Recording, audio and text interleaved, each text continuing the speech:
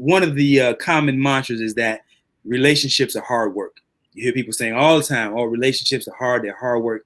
It's not that the relationships are hard. It's just that they require effort.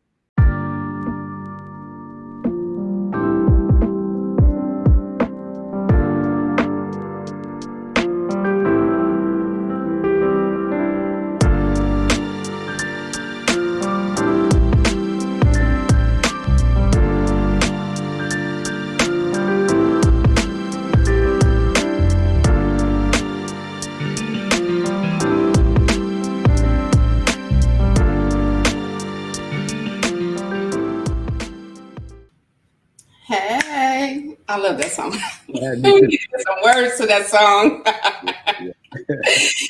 Oh, wow. Hello, hello, and hello. And welcome to his and her perspective, where we find common ground to harmonize relationships. Yep, that's what we do here. And we mess that up every single week. Every single week. But I think it makes it interesting.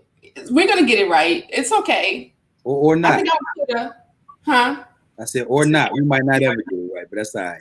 That's all right. Yeah. It's gonna make it interesting. Y'all may start doing it with us, that whole thing. It's all right. So listen, today is going to be a wonderful talk. We're gonna have so much fun with this conversation. And I hope that first of all, that y'all are sharing. Because if y'all see us right now, then y'all should be clicking the share button, do a watch party, right? Make sure that you guys are sharing, because sharing is caring. So go ahead, click the button and forget about it. So today, look, let me tell y'all what we're talking about today.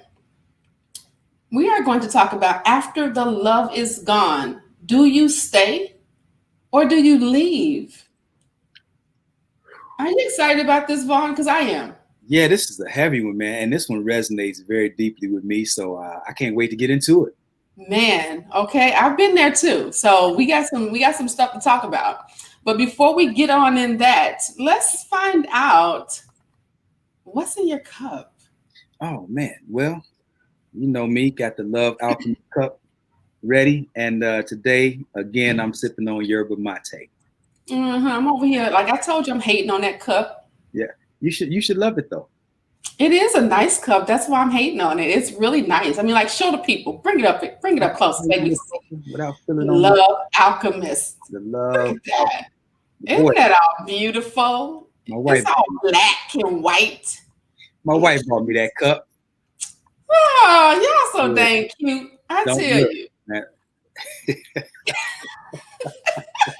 You're going to keep on trying me with that cuteness, huh? All right. I'm trying. Look. Listen. What's in your cup? Some coffee. Okay. I got coffee. But let me tell you about my coffee because it's good. It is a praline dream, vanilla, caramel, and pralines. Tastes delicious. Yeah. So, wow. So you try to have you have like a whole variety set of K-cups or what? Yes, I do. So I subscribe, if you will, to this company, and they promise that they're going to send me 40 in the box when they do deliver, and they promise that I'm not going to ever get the same thing. And this is my third box, and I haven't. Okay. Haven't had the same coffee yet. Well, look now, don't say their name because we can't promote them unless they pay us. No, we're not promoting them. No, because they're not black owned anyway. Now we'll see. There it is. So that's letting y'all know somebody who makes some coffee, because all the black owned coffee makers that I know, they don't do K-cups. They do just the bag. So it's where I'm stuck at right now until we get some black owned K-cups going on. If y'all know some black owned K-cups, then share. Again, I'm going to say this one more last time before we get on in here. Share, subscribe, and say something. Make sure that y'all saying something to us. Engage with us today. So listen, you know what? We forgot to talk about current events. I was right on the tip of my tongue. I was just waiting on you. Go ahead. Go ahead. What What's we got? going on with what's going on with Kanye, y'all? What's going on with Kanye? Man, Kanye catching a lot of attention right now, and it's not all good. It's not. He wants to be president, though. What do you think? Do you think he's going to be president with getting all this attention? I don't know his I don't know his political background. I still haven't even listened to the speeches that he made, so I don't even know what it is that he said. But I know that they're dismissing him as mentally ill right now. They are. So because yeah, go ahead. Kim, he said, he posted a couple of days ago. He said that they tried to fly in with 2 doctors to 5150 me. I've been trying to get divorced since Kim met with Meek at the Waldorf for prison reform. I got 200 more to go. This my lady tweeted tonight. So what does 5150 mean? I have no clue. Okay. I thought it was I have no idea. I'm sorry, my phone, let me turn it off. I have no idea. I figured that they was going to lock him up. Yeah. Oh, that makes sense. That makes sense because so 5150 is kind of like the code for maybe crazy or mentally ill or whatever. Maybe that's what it is. Maybe because there's this show that I listen to. Well, I used to, I haven't in a while, but the 5150 show with Corey Holcomb, comedian. Oh. So I always wonder. I never looked it up, but I always wondered what he meant by 5150. But it makes sense because he kind of crazy, or his platform is kind of crazy. So maybe that's what it is. Yeah, and then he said that Chris and Kim put out a statement without his approval. That's not what a wife should do. White supremacy. Wow. Well, you just called your wife white supremacy. No, it's not on the screen because we didn't share it that way. No, so Adele, it's not on the screen. We're gonna have about the information about Kanye. What we're talking about? Yeah, I pulled that up. I pulled it up off of his Twitter, so you can go on his Twitter and verify what I'm saying. Yeah. Kanye West on his Twitter. That's where I got it from. So sorry, we gonna have to get to the point of we sharing some things on the screen if we have to share some things, but that's where we're getting it from, Idell. Sorry about that. Yeah. So but something's going on, and they are trying to make sure that he looks crazy. So we gotta pray for that brother. Yeah. Pray for his mind. I really don't have a whole lot to add. I don't want to down the brother. I don't want to do the pile on thing. I know everybody's kind of going in on him. So I'm gonna let that be that. But I will say it is interesting that his own wife and family have come out against him. So I got a comment. James Gifford says 5150 means putting someone in an involuntary hold for 72 hours. So there you go. Basically committed for a short term. There it is. Well, he's super smart. That's one thing. Kanye? Mm-hmm. Yeah. I was gonna say something else too, but he is. He's really, really bright. They say that there's a fine line between genius and insanity. They do say that. And I'm not calling the brother insane. I'm just saying I don't know him, so I can't defend him, but I have heard some very intelligent things come from him. So we'll see. It'll play out. So, I mean, right then and there, we talking about the whole, when the love is gone, do you stay or do you, because is the love stay there? So let's get into our topic for today, because that was a good segue, huh? That's one of the ways, if the love ain't gone, that's one way to make it leave, to publicly cast me like that, to publicly mate like that. That's not cool. And I don't even see why it would have been necessary. Yeah. That's family business.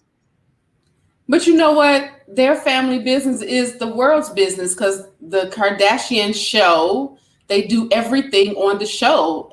But this is the thing that really trips me out, because Kim has been for years keeping Kanye off of the show which meant that their business, as you said, was family business. But why all of a sudden is it now the world's business, right? Sound like some political motivation to me, but you know. Yeah.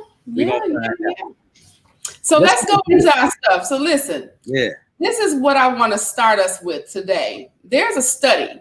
I recently read a study of married couples who identified themselves as unhappy in the marriage. And many of those couples, they divorced. But for the ones who stayed together, 2/3 or 67% of them said that they were happy 5 years later. The process of working through the difficulties together tends to eventually bring a deeper sense of satisfaction and contentment to both spouses. So if the love is gone, then that would think that if you said for better or for worse, like we talked about a couple of weeks ago, that you should still be staying. You know, I think a lot of times, you know, people get married for the wrong reasons. And people get married. One of the reasons that people often get married for is how they feel, right? Just this idea that they have about what love feels like. Right. And I don't think that those feelings are enough, just based on the couples that I've counseled, and what I've seen even in my own marriage. Those feelings are not enough to sustain you, because feelings, they're fleeting, right? They come and go, they ebb and they flow.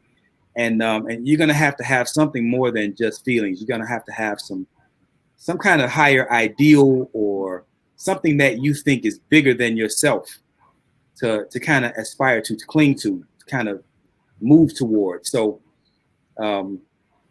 yeah, you can't. I even say this. I've said this to a few people, and they're like, what? I'm like, love should not be the reason that you get married. You should not be saying, oh, I'm so in love. No. What's your purpose? Right. Can y'all build something together?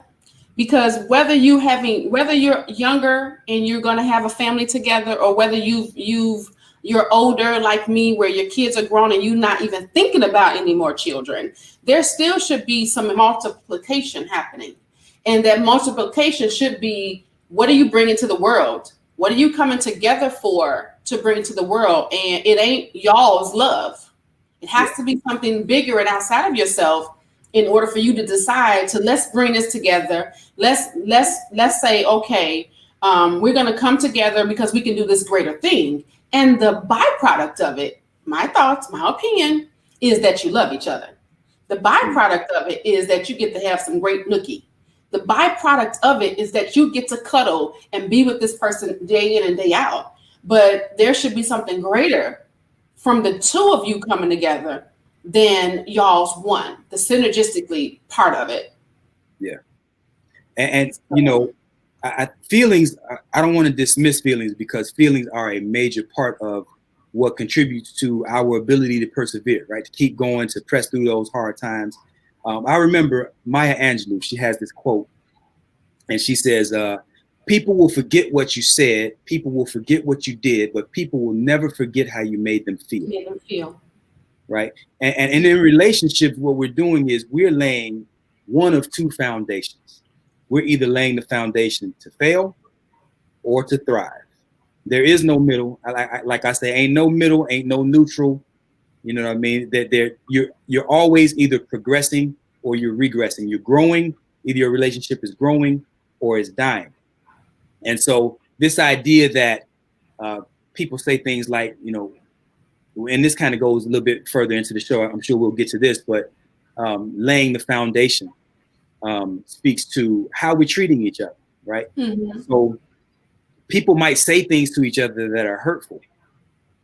And it's kind of like this thing where they're pushing this idea, well, forgive and forget. But if we don't forget how people make us feel, and I believe that, I don't believe that we forget how people make us feel. And if you say something hurtful enough, then you're laying the foundation for your relationship to die. And so we have to, you know, one of those things is we have to learn to be much more careful and just mindful about the things that we're willing to say to each other. We can't just say things just because we're upset. You can't. You have to be mindful. Yeah. So here are some things that I have a few things that signs that you're in this place, because some people don't even really know. They automatically feel because we're married that they have to love me. I mean, like he or she didn't leave, so they still must love me. So how do you know that you're in a loveless relationship, right? Besides the obvious of somebody coming and saying, I don't love you no more. You know, you're not having sex. You're really not conversating with each other, not having those deep conversations. Not that, hey, baby, hi, how was your day? Things like that. I'm talking about those deep conversations that you used to have when you first got together, right? And even this is one of the things I want to talk about. You stop even trying to resolve the fights, you know, where you just like, whatever. Somebody says something out the side of their neck to you, your partner will, and you just, whatever. Yep. You know how they say, if a woman says whatever, she's probably done. Like she don't even care enough to fight back. Nope. That's the problem. Yeah. That's the problem. Big problem. You know, just kind of piggybacking on that point. I'm sorry, veggie backing on that point. That whole lack of intimacy, you know, sex is a byproduct of intimacy, right? Mm-hmm. And so that whole no kissing, no affection, no physical contact, touching, hugging, you know, to this day, I mean, you know, we every day when I leave, it's goodbye kiss and I love you. Every day when I come home from work, it's a hey baby, good to see you kiss. And you know, there's some touching and some hugging and some squeezing going on, you know, and that's you know, again, these are things that lay the foundation as to whether or not your relationship will continue to thrive or whether it's going to dive. Yeah, because if you're not intimately touching, and I'm talking about that, you can't spend the rest of your life pecking your spouse if you're not trying to get your tongue down their throat sometimes. You know, I mean, that should be the kisses that, I mean, not saying all the time, well, all the time for me, because telling y'all, we gonna talk, that's a whole nother story. But anyway, y'all should be trying to shove y'all tongues down each other's throat, because you gotta have that intimacy. If that intimacy is not there, then y'all are not fighting because y'all not passionate about each other. And then y'all are just at a place where y'all have just moved away from each other. You got to have that. That is very, very important. I mean, just to even the walking past and touching each other, and you got to keep those types of things alive. Yeah. You know, but okay, so let's talk about when you don't love somebody. How do you do that? How in the world, if I don't love you, if I'm sitting there looking at my partner, my spouse, my boyfriend, whoever it is, and I'm like, but I don't even love you. How will you be intimate with somebody that you don't love? So one of the things that I think we make a mistake, again, we talk about getting together, and let's just take marriage, you know, because I'm always going to I'm going to try to come from the marriage and relationship perspective. And so one of the things that normally propels us to get into a relationship is how we feel, right? But we don't necessarily have common ground to justify this idea, because relationships are going to occupy such a large portion of your life, your being, your existing. And so are we working toward the same desired outcomes? Because if we don't have the same, if when I say you're my wife and she says I'm your wife, if we don't have the same ideas about what the word wife means, that's going to be a problem. And so this is kind of what happened, you know, to us, you know, in our relationship. I had some very warped ideas about what it meant to be a husband. And my wife had a much more, what's the word? Altruistic, maybe, much more traditional. Yeah, traditional. Why am I going so deep? You know, traditional. That's a good word for it. That's because you're the alchemist. And so, you know, we, you know, I wanted to be out with the fellas. I want to shoot pool. I want to drink. This is me at 18, 19, 20 years old. I had a lot of maturing to do. And so we had gotten to the point where we had a lot of disharmony, a lot of turmoil, a lot of arguing going on. We got to the point where our relationship, our marriage was so bad that she told me just to see my car pull up in the driveway made her stomach hurt. Wow. Wow. Wow. So what I'm saying is, when you see us today, and you see, the type of playfulness and the type of energy that exists between us now, I'm saying that if we can come from that place to where we are right now, I'm not going to say she didn't love me. I'm just going to say I don't think she was happy to see me when I came home from work, and I think she was even happier to see me go. She probably didn't like you, which is a lot of situations where people are like, oh, I love you, but I don't really like you. Yeah. You have to like your spouse, because I don't think that we ever stop loving. Because I think once you love, you love. But do I like you? Do I like you where I want to be around you? Do I want to spend some quality time with you? That's a like. That's a, man, I like you, dude, kind of thing. And I don't think a lot of couples are in that place where they like each other. And it comes because, one, they forgot the commitment. And so what y'all were experiencing, which is what I was thinking when I asked that question, is y'all were committed. Yeah. Y'all had decided that even though right now I don't like you, I'm committed to this process of figuring out how to do that. And a lot of people don't commit themselves to that.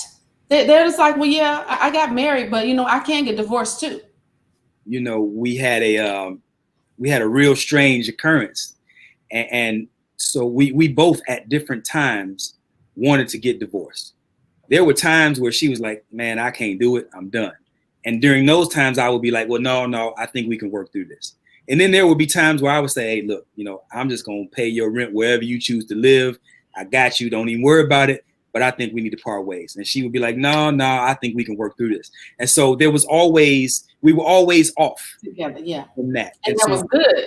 That was a beautiful thing because with what we have now, it's great. So that's just, again, another testament to the idea that when you have two people with a similar mindset toward what it means to bring joy and happiness and harmony to your relationship, if you can get on the same page with what that looks like, what that end game looks like, then the process it's almost like magic how the process seems to align itself as long as you have those ideas in common.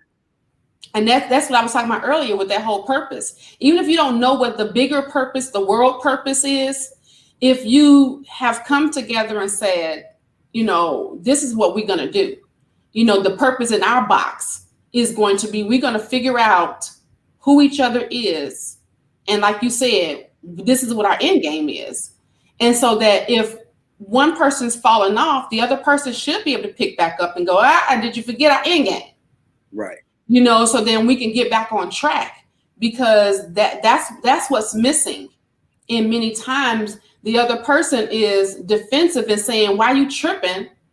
And instead of going, they're tripping because of, let me know who my spouse or my partner is, so I can see this is why they're tripping about this, because something, let me figure those things out. You got to be able to view to see what you're not seeing. Yeah.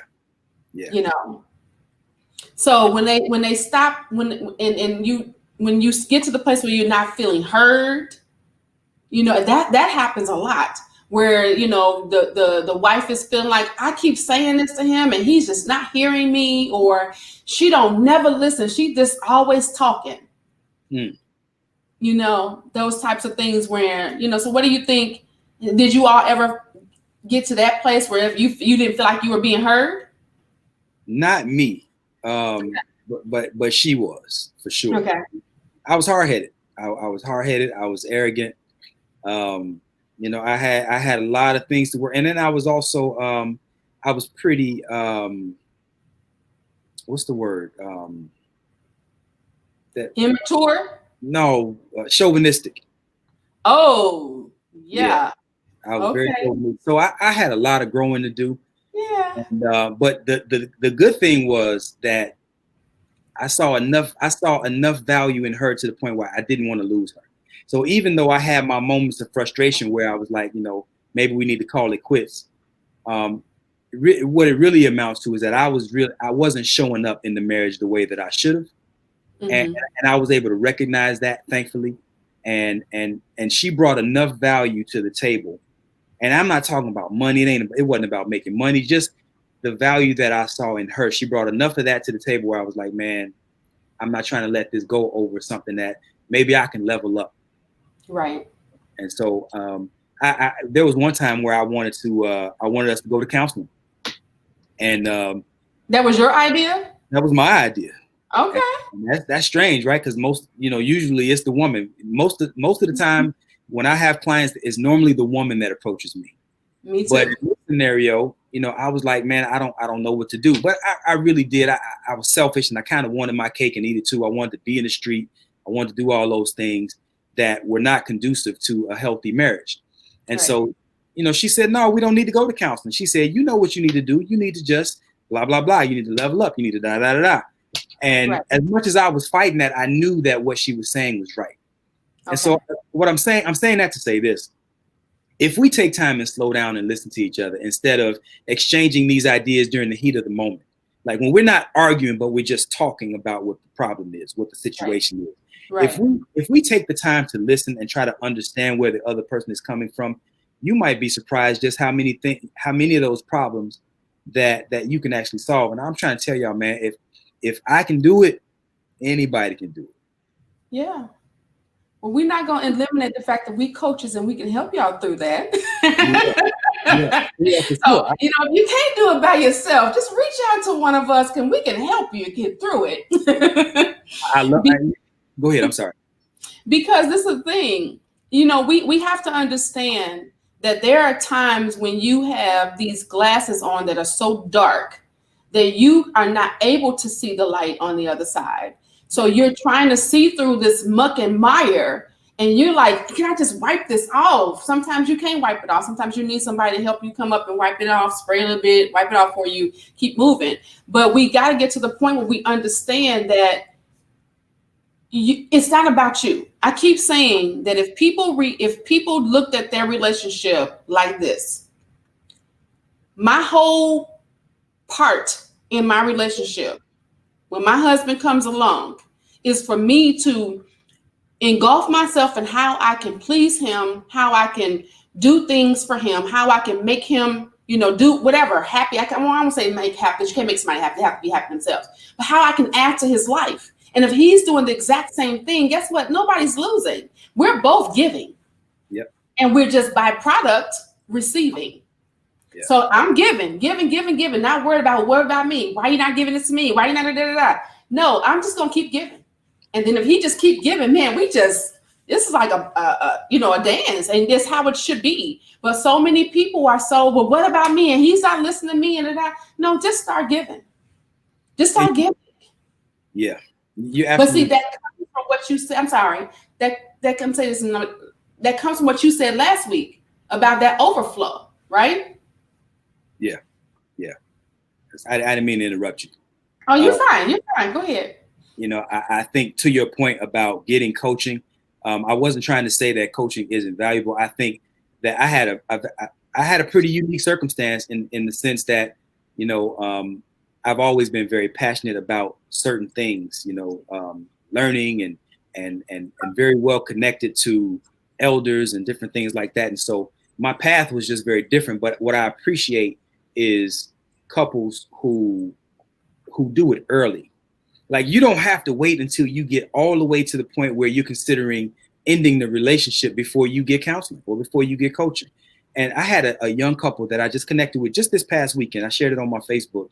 Yes. And they're real young. They've only been together for 4 months. Wow. They've only been together for 4 months, but they said, man, we like what we have so much. We're afraid to end up like so many other couples. Because all couples start out, when it's passionate and everybody, you love each other and everything's great. That's the honeymoon phase. Right.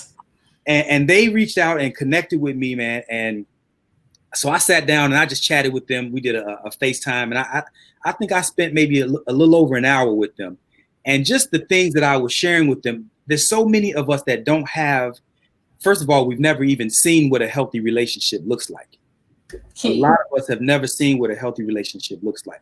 And so he had seen that all his life because his family was that way. A lot of married couples, longevity, etc. Her family was just the opposite. She had never seen that. Wow. And so we're sitting together and we're FaceTiming. and I'm sharing ideas with them, and you can just tell, even with him having seen that, some of the things that I was sharing with him, you could just tell that their minds were expanding. And some of these ideas that I was sharing with them, man, they loved it. And so she loved it so much that she ended up making a Facebook post about it. But I'm saying that to say this: the earlier you go ahead and get that help, before the resentment sets in, before all of the anger and the frustration builds up, you have a much better chance at persevering through those times where those heightened times of passion may wane a little bit, because they do. It's not always, fireworks or whatever. Again, nobody. That's TV, right? Yeah. But there is a lot of that to be had, especially if you approach the situation early. The earlier, the better. So, to your point, Michelle, man, we are available for that, and I love helping couples, and so does she. We also enjoy helping singles, so it's all good. We love it. Yes, I'm telling you, that's what it's all about. We gotta help each other, especially because in our community as a Black people, the majority of us have not seen healthy relationships, which is why you got 60 something percent, I think it may be a little bit higher, of households that are single parent households, be it the mother or the father, because we have some single fathers. So we don't know what that dynamic looks like. We used to know when we had 75% of our households that were married. We used to know that, but even with that, still was some dysfunction that we watched, because we watched, like I talked about last week on one of my lives, about how you had the man with the two families on each side of town. So we got to know what that looks like, and we have to have that dynamic in front of us sometimes. I gave an example about wanting to go to the beach, but if you've never been and somebody can't explain to you how that feels in the sand and the water on your face, then you can't really see it sometimes. So you need somebody else to help you see it. So that's pretty good. But look, so You got some comments. Tell us what they say. What they saying? Karen Holloway said there's a difference between loving someone and being in love with someone. That is true. That is true. Do you think that you're always in love? Now, I think that I think you can be. I think you can be. But again, that's purposeful, because to me, love is not just what you feel, but it's also about what you do. Yes. And what you're willing to do. And I think equally important, what compromises and what sacrifices are you willing to make for that person? Yes. So I can't just talk about how I feel about you. You, like Missouri said, show me. State of Missouri. So it's a combination of those things. So yeah, I think you can be in love almost, if not all the time. Because there's levels to this, though. But the levels are, you get that puppy love in love. Oh, I just can't wait to, and then you grow up a little bit, right? So that in love starts to become the response for, like, I don't know if I want to put that word in there with love. The responsibility of it, maybe, because the being in love means I'm going to show you more than I'm going to tell you. And especially with women, we tend to want that heard. That voice, I'm in love with you. I love you. I love you. I love you. And then when we don't see the matching up, then we're like, no, but show me. Then, some men get kind of confused, but you just told me to just tell you. But now you want me to show you? I need you to do both. Now watch this. People have their different needs, right? So true. One of the ways that my wife likes love expressed and shown to her is she likes quality time. Mm-hmm. And who doesn't, right? A lot of people. Right. But there are a lot of people who have very high levels of, or very high needs of me time, personal time. Mm-hmm. See, and so imagine being in a relationship with someone who you have a very high need for personal time, me time, and they have a very high need for quality time. That's going to create conflict, because you see what I'm saying? And so This is where this idea of love languages and things come in. Mm-hmm. And so what happens is you can often have two very good people form a very bad relationship because you have different needs. And so whatever it is that one of the things that helps us thrive is that what my wife needs from me, it's not hard for me to give to her. Right. And what it is that I need from her, it's not hard for her to give to me. So I'm not always saying, damn, why we always, I was just with you, you know. Right. We just together. We don't have to, because I don't have a very high need for personal time and me time. That's just how I'm wired. And so as much of it as she might need from me or want from me, I think I probably want an equal amount from her. And it just works out that way. And so I think these are things that have to be discussed at the onset of the relationship, because oftentimes we find ourselves in love with people that we don't even like for those reasons. Yep. Very true. But see, you know what? When you have people who have those types of conversations, if you will, in the beginning, they feel like they could change those things. Well, you know what? You know, I'm a type of person, I got to have me some me time. A person will tell you that. And then you're thinking, well, as soon as they fall in love with me, they're going to want to be with me all the time. No, if the brother said he needs a lot of me time and he's always working, then you got to listen to that. Because my thing is this, how you show up and what you say can be two different things, but I'm going to watch what you do. So if you say that, oh, I can, you know, I work a lot, but I will, I'm gonna give my attention to whoever, and that means that you're not trying to give that attention, right? Yeah. So you gotta see what people are saying when they're saying it and pay attention to that, because that stuff is usually, like you said, it is usually say it in the beginning. People not paying attention because they think that they can change people. Yeah, and we lead a lot with our hormones too, or maybe we follow our hormones, and so you'll find yourself. Especially, you know, when I was younger, man, I used to say things that felt good for me to say in the moment, you know, but there was no real staying power behind those words, because on a deeper level, outside of what my hormones were telling me, I didn't really mean it. And so at some point, the real you catches up to the pretending you. Yeah. And so if those two don't mesh, then that's where the problems begin. So I might say I love you and I want to be with you all day long, all night long. You know, it's easy to say that in the first month, 2-3 months. Right. But, you know, when reality sets in, are you really that type of person? Are you really built like that? Yeah. And if you're the type of person that has a high need for me time, alone time, then, you know, you're better off. I don't know. You're better off being that person. That's true. And so those types of situations is what prompts some of the behaviors that get you into the love is gone. Do I stay or do I leave? You know, things like criticizing, because now if you're in a situation where you're not giving the person, or that you're not receiving what you want, now you're talking about them. Why you don't ever do this? And you're nagging and you're saying things that you may not necessarily mean. So, or you're criticizing everything that they're doing, because now that little piece of what you're not getting is going to spill over into everything else and start to make you point out all these other things about them, because you're not getting what you want. So you're criticizing, you know, things like being, like you talked about, the responsibility basically of you doing what she needed you to do. Right. You know, so there were probably things that caused you to be defensive. And then because you weren't doing some of the things she wants you to do, that contempt that you talked about, when you said you pulled up on her and she like, my stomach hurt when the car drove up, that was contempt. Yeah. Oh yeah.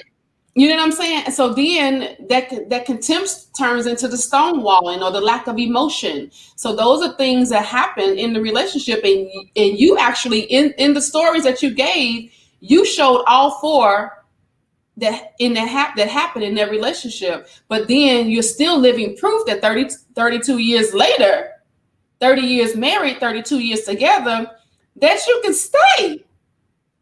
And be happy about staying. And be happy. Because they're so dang cute. You can watch your mouth. That's what she goes. He hates that, y'all. He hates that. I'm gonna keep saying it now. Nah, I don't hate it. Yeah, it's cool. But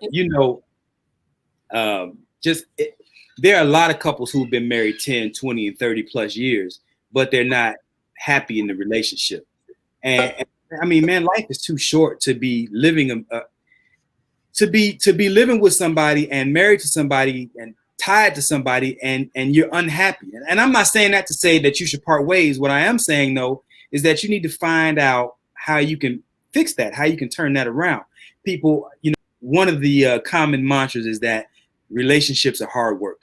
You hear people saying all the time, oh, relationships are hard, they're hard work. It's not that the relationships are hard, it's just that they require effort. Yeah. So if you're not putting in the right amount of effort toward the right end, then you're creating an environment that is really difficult to maintain. And so what I mean by that is this. One example is I love chocolate. I love chocolate, and I love chocolate when it's mixed with caramel even more. And so if Valentine's Day I don't celebrate Valentine's Day, but if some special occasion came around and I wanted to show my wife how much I was thinking about her and how much I love her, and I want to get her a nice box of chocolates and caramels because that's what I would like.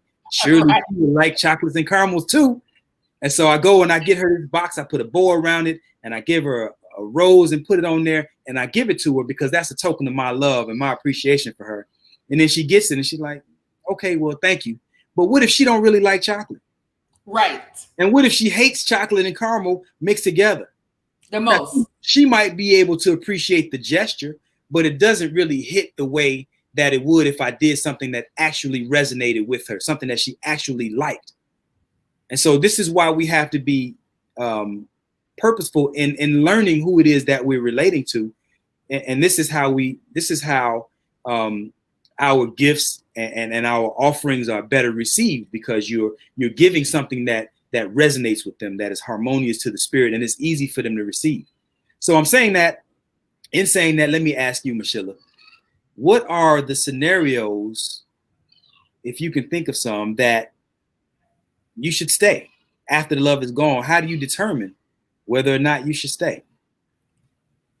One, the investment of the time. I mean, I'm a numbers person. I'm all about the ROI. If I have been in this relationship 3, 4, 5 years, and I'm thinking of the connections that we have, I'm thinking of how long we put into this. I mean, like, we got a house together, we got kids together. I need to think about some of those things. I'm gonna step outside of my emotions because I already know I'm emotional, right? And once those emotions go, because they're gonna go, I'm gonna be up and down in my emotions in different times and different places of my life. So I gotta start to think about the logic of this. I have somebody who said to me, it's not about who you can live. It's not about who you can live with. It's about who you can't live without. Mm-hmm. So do I want to live without this person? Is that the logic of let me get outside of my emotions and let me logically say, do I want to really live without this person? Outside of me being upset with them, mad at them, or whatever with them right now, not loving on them right now, do I really want to spend the rest of my life away from them? So that would be one of the scenarios. I would think about that. I would also think about, what are we bringing? What is our purpose? Like you said earlier, what's our end game? Let me go back to that. Are we living in that? Are we talking about that? Are we dealing with that? Because me not loving you and not liking you right now, let me find out why. Are you cheating on me? Are you hitting on me? There's so many different dynamics that can happen as to why these things can happen. So it would really determine the situation. Like, everybody know my story, been married and divorced 4 times. I chose to leave in 3 of them. I got kicked out of 1, right? So, in those 3, I chose to leave because I was being cheated on, and I have no tolerance for infidelity, right? Now, there's some things I learned in my life now, almost 50, that I feel like had I known what I know now, would I have tolerated, I won't say tolerated infidelity, but would I have worked through it? Was the relationship worth it? Do I feel like that person, like you said earlier about your wife, do I feel like those people were worth me going through that, getting some coaches and counseling and dealing with that to try to figure that out. So those would be some of the scenarios that I would think of. Yeah. What about you? I think. Let's see what they. First one, she said, when the hormones settle down, you start working on the relationship, and okay, hold on. She came back. There you go. When the hormones settle down, that is when you really have to start working on the real deal. That to me is when you have to make the decision that you're investing, there you go, in a relationship that you want to last. Absolutely. Love it. Love it. We have another. I'm sorry, go ahead. No, go ahead.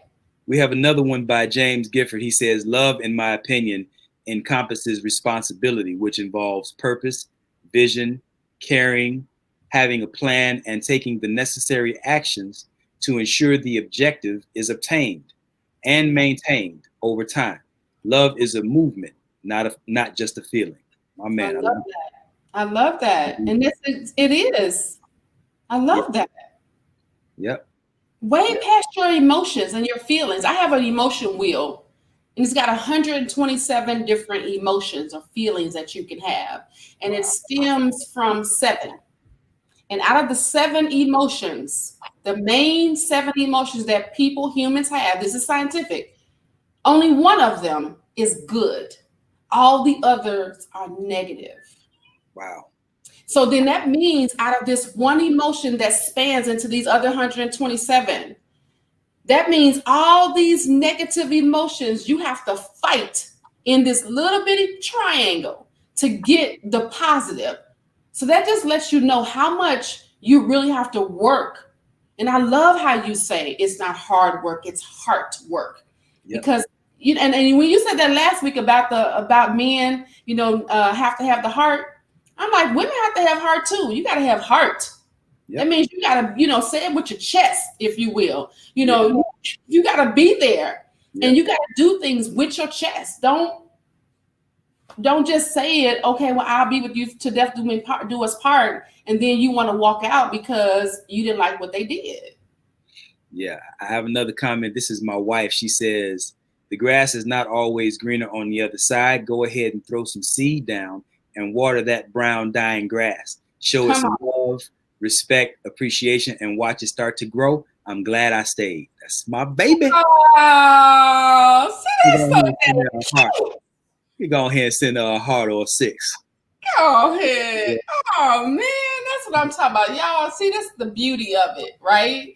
I tell you, I'm looking forward to my man coming, honey. Woo. One of the other things that I think weighs heavily on whether or not you should stay after the love is quote unquote gone, right? Whether children are involved. Now, so a lot of this has to do with, the thing. So much happens in your formative years, right? So that's up to age 6, 7, whatever, right around there. And so one of the things that I remember from my childhood is the pain of growing up without my father. So, and I like to refer to this lyric that Jay-Z had in one of his songs. He said, the teachers couldn't reach me and my mama couldn't beat me hard enough to match the pain of my pops not seeing me. Wow. And so that was a painful thing for me growing up without my father. And so I knew that whenever it was that I produced a child, that was going to be my wife. Yes. And so, ironically, at 16 years old, my wife and I, we shouldn't have been doing nothing, right? We wasn't grown yet. But we decided when I was 16 that we were going to make a baby. Talk about the power of intention. Listen to what I'm saying now. 16 years old, I love being in the streets. I was a knucklehead, hard head. I got into a good bit of trouble. And when we made that baby, that changed everything. And I told her right then, I mean, I didn't know what I was saying, but I kind of knew what I was saying when I asked her if she wanted to make a baby with me. And she said lovingly, yeah.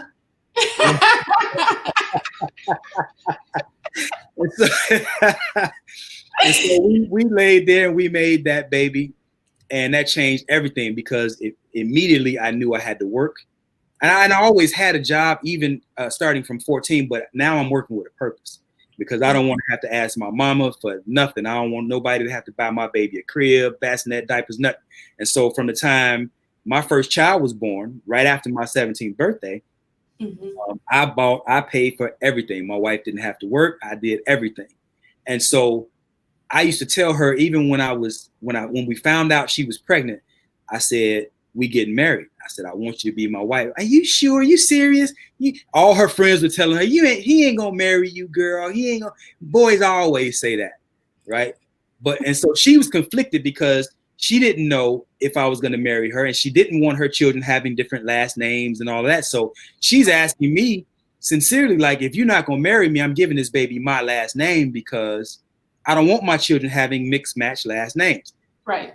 I understood that. I respected that. I let her know, hey, look, we doing this thing. If you're going to have me, then we doing this thing. So I knew right after high school, as soon as it was legal, as soon as I graduated, that was going to be my wife. And so I'm saying all that to say this. This is one of the things that helped us power through those days of after the love was gone. Right. Right. We had very similar ideals about what it meant to maintain our family. That's true. Ruben West says investment is the key in many businesses, and relationships often require reinvestments. That's real talk, Doc. Real talk. And you know what? I love that he says that, because I believe that people put more time, effort, energy, money, resources into their careers and into their businesses than they do their relationships.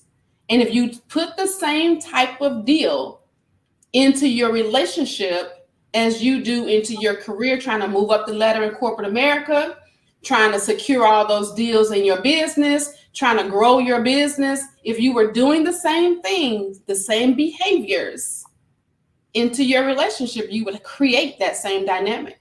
Because you have people that are trying to do one or the other instead of trying to be that well-rounded person in the whole thing. So yeah, this stuff, we coming up on it. People talking about handling your business. How about handling the business of love, right? Because love is, showing up for your mate. That's handling your business too. Yes, so it is. To the point that Dr. West made, investment is the key. Are you investing as heavily in your relationship and in your family as you are in what it takes to be employee of the month? Right? Because it has never made sense to thrive professionally, but you're dying in your personal life.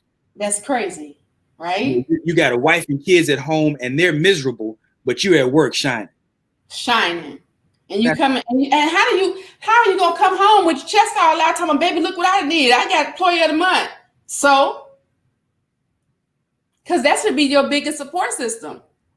And how are they gonna support you? And you're thriving over here, but you're not thriving there. Right. So some of the tips on making it even work is that you have to make sure that, like we said earlier, what's valuable in the long run instead of what's easy in the moment. You got to think about that. You got to remember that lasting love is based on commitment and not the feelings, and that your spouse needs your love the most in the moments when they deserve it least. Yep. Ruben says something else. People have been taught business. They have not been taught relationship building. Thankful for you too. Thank you so much, Mr. West. Thank you, sir. Much appreciated. Thank you so much. And that's exactly what our passion is. We believe that because people have not, especially those in our communities, we have not been taught that. We have not been taught what that looks like. We've been told, go pray. Go, whatever. Give it to God. Give it to God. Give it to God, honey. Leave it on the altar. And there's a lot of divorced church folk out here. So yes, or unhappy and just living the facade of what they're supposed to be doing, because it's many, many ministry marriages that are together simply because of the facade. Yep. What it looks like. Most relationships fail because people only want the happy part, and they don't want the part that requires effort, right? But when things get tough and people say, well, I just put it in God's hands, I say, stop putting things in God's hands that were left in your hands. Don't work like that. Right. God, the strongest place that I've seen God show up is through man and woman. Yes. So that means if you ain't doing it, like my man Anthony Cherry says, God only hits moving targets. Come on. I And love so that. if you ain't and so if you ain't moving, shout out to Anthony Cherry, that's my man.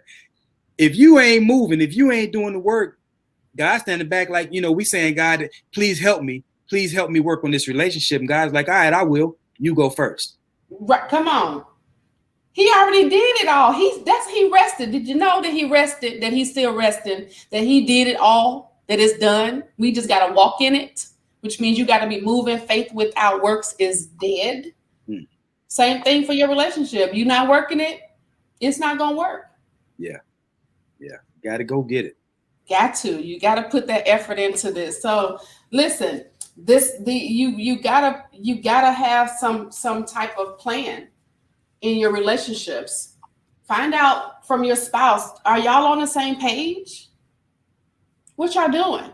Get with a coach, get with Vaun, get with myself, get with both of us. Y'all need both. Figure it out. But there's something that can be done. Don't give up on your relationship. Don't decide, because once you deciding is breaking away, cutting away from the other decisions. Once you decide that you're going to work this out, work it out. Do what it takes. You might be surprised how many brothers I have talked to that have told me, man, if I had known the things that you're sharing with me now, I would have never left my wife. I would have never gotten divorced. And I'm saying, you guys, it is so easy to quit. Yeah. Quitting is the easiest thing. And this is why I liken relationships to business. You don't have but a small percentage of entrepreneurs who are successful, because entrepreneurship requires work.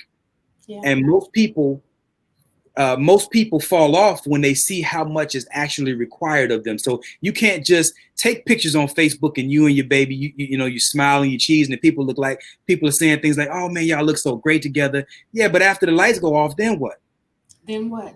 It's work to be done. And it's not that the work is daunting. Again, it's hard work, not hard work, right? And so when you show up to do that work and that work is not so demanding of one or the other, you can really get a lot done.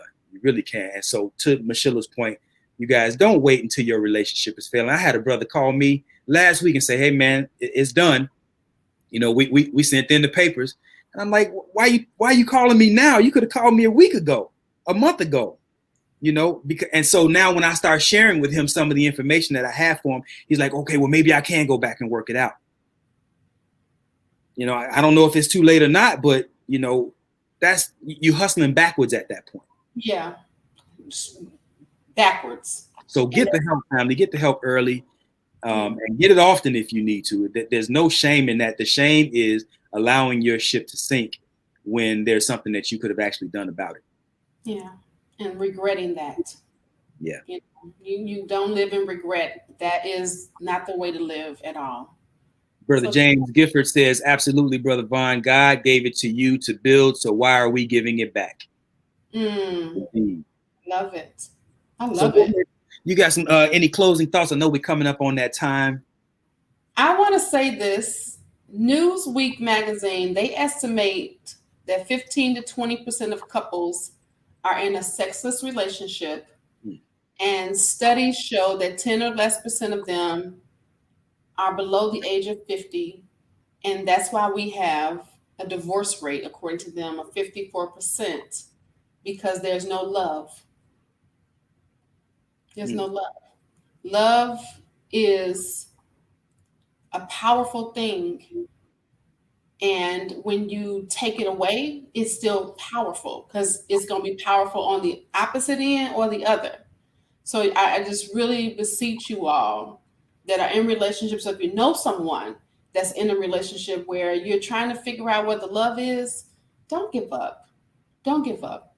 It's kind of like, if your bank account is empty, are you going to put some more money back into it? Or are you going to just say, all right, I'm just going to die? No, you're going to go get some more money and put it back into it. Reinvest, as Dr. Rubin West says. Reinvest in your marriage. Reinvest in your relationship. Reinvest in who your partner is and who you are, so that you can ultimately get back on track. I agree wholeheartedly. What you got? Great. No, I'm with you 100%. I think you summed it up nicely. I don't really even have anything to add. All right then. All I think right. we're gonna veggie back off this topic next week though. We got something for y'all. Go ahead. We got something for y'all. Y'all make sure y'all watch us. Keep up with what we going, y'all. Make sure that you are sharing, subscribing, and saying something. So, if you came in a little bit late, make sure that you are doing a watch party. Watch it all over again. Tell us what you think. If there's some things and some topics you think we should be talking about, make sure that you're saying that in the comments or emailing us at harmony@hisandherperspective.com. We love y'all for real, for real. Make sure that you subscribe at our YouTube channel where we'll be dropping this and some other stuff coming up real soon at His and Her Perspective Show and YouTube. We love y'all. Love y'all, family. Peace. Bye.